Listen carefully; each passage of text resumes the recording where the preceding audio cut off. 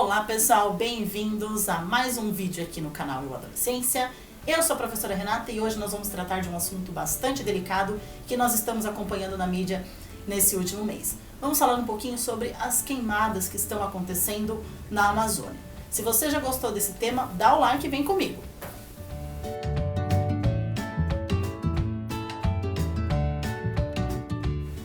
Bom, a Amazônia é uma floresta do tipo tropical pluvial, ou seja, extremamente úmida. E se você quiser conhecer mais um pouquinho, clica aqui no card e acompanhe esse vídeo sobre os biomas brasileiros.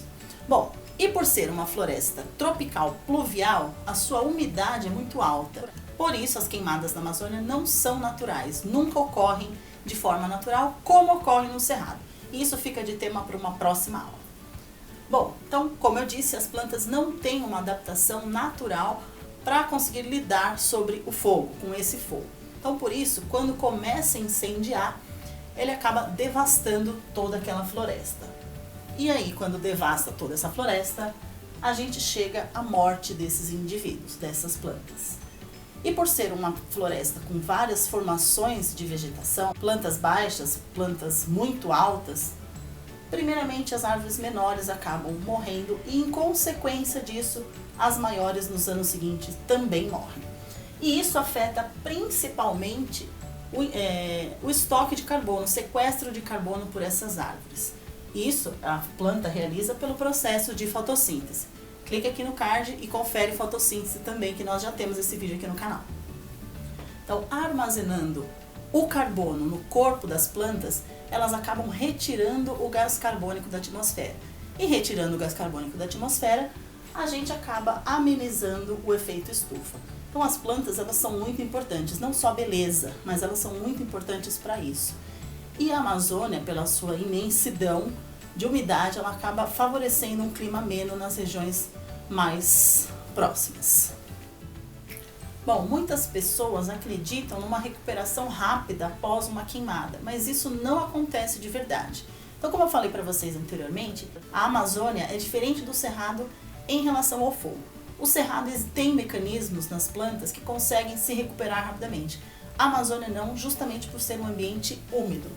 Então, essa recuperação pós-queimada é muito lenta, tanto para a recuperação da biodiversidade, quanto para o sequestro ou estoque de carbono. Como eu disse anteriormente, quanto mais carbono as árvores reterem no seu corpo, menos fica na atmosfera, diminui o efeito estufa. E essa queimada, ela é espalhada, e o fogo consegue correr de 200 a 300 metros por dia, e a devastação é muito grande. Com 30 centímetros de fogo no chão, começam as queimadas nas folhas secas e galhos que estão no solo, e aos poucos esse fogo vai crescendo e atingindo árvores maiores. Esse fogo acaba se espalhando por áreas muito maiores daquela que as pessoas que colocam fogo imaginavam e acaba afetando principalmente as populações indígenas. E tudo isso é para o desmatamento. Por quê? O pessoal que vai fazer a queimada geralmente está ligado a essas duas atividades, agricultura e pecuária.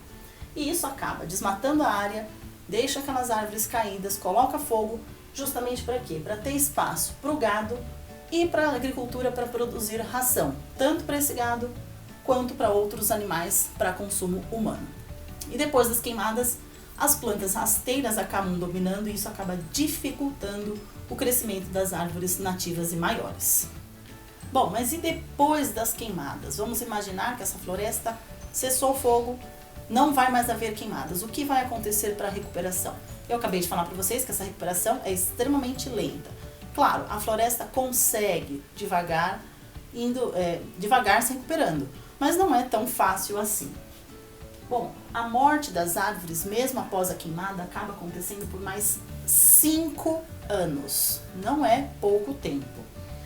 E ocorre depois o nascimento de árvores muito finas, muito frágeis ainda. E essas árvores muito finas acabam criando clareiras na floresta. E essa clareira impede a retenção eficiente de carbono por essas plantas. Por quê? Muita incidência de sol e vento, isso vai alterar a umidade e a temperatura da região e a fauna e a flora nativas não vão encontrar condições de sobreviver e vão acabar migrando. E isso é perigoso porque pode entrar num processo de desertificação de uma floresta. Impressionante pensar numa floresta tão grande, tão úmida, tão fresca, virando um deserto. Mas isso pode sim acontecer.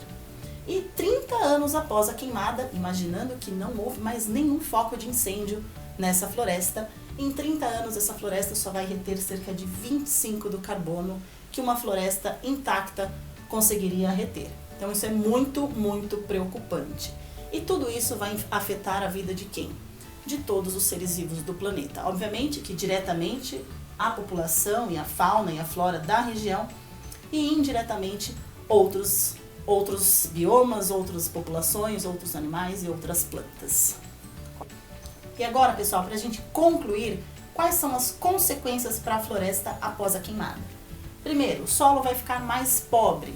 Apesar de que a floresta tropical tem uma tendência a um solo mais pobre, a riqueza da floresta está acima do solo, ou seja, na vegetação e nos animais. E aí a tendência é ficar mais pobre ainda. A floresta vai ficar mais seca, como eu falei agora, alteração de temperatura e umidade. A floresta vai ficar mais inflamável e por isso mais vulnerável, mais suscetível ao fogo, e isso vai gerar um impacto devastador e incontrolável, infelizmente.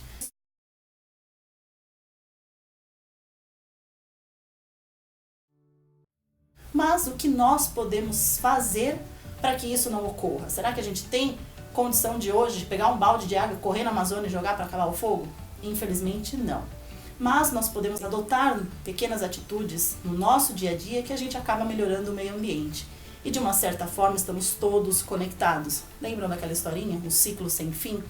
Então nós podemos reduzir o tempo no banho, não lavar calçadas com mangueira, separar o lixo e outras atitudes. Se você tiver alguma atitude que você faz no dia a dia que pode ajudar a preservar o nosso ambiente, deixa aqui nos comentários, vamos compartilhar, vamos incentivar as pessoas e vamos cobrar uns aos outros a tomar essas atitudes e preservar a nossa casa. Espero que vocês tenham gostado dessa aula de hoje, desse vídeo de hoje. Apesar dele ser triste, ele é muito importante. Compartilhe esse vídeo com a galera, compartilhe com seus amigos. Se inscreva no canal se você ainda não for inscrito. E até a próxima aula.